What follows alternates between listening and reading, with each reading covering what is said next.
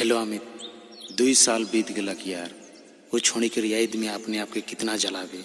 वो छोड़ी के भुलाई जा और फिर से गाना गावे शुरू कर।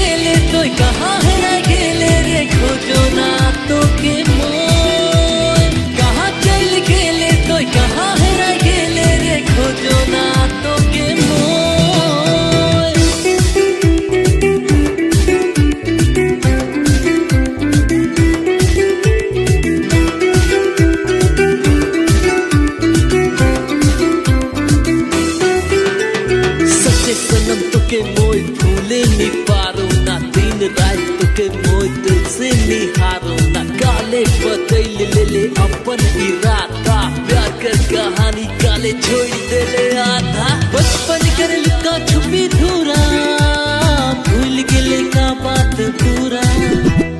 चोर कर दे ले मोर दिल के, रह गेले का सपना अधूरा।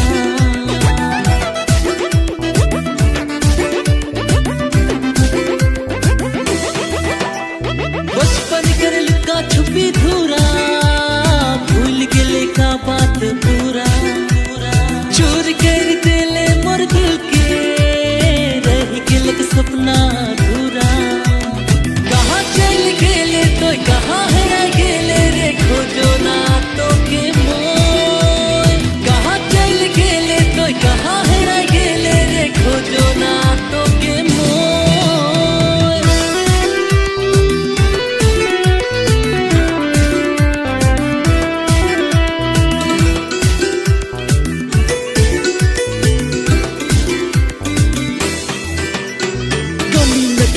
मन कर रांची शहर में, कितना के पटाले चलते डहर में। अब गिर गेले तो सनम मोर ई नजर में, तोड़ ले अब जगह नखे मोर दिल जिगर में।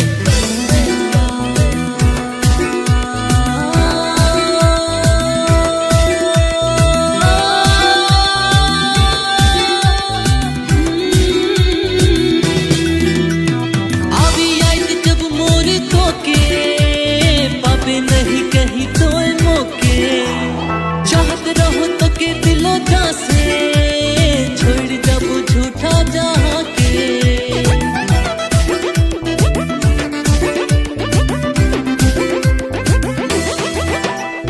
अभी आई जब मोरे तो के, पापे नहीं कहीं तो मौके, चाहत रहो तो के दिलो जा से, छोड़ जब झूठा जहाँ के। कहाँ चल गेले तो कहाँ हेरा गेले रे, खोजो ना तो के मोय।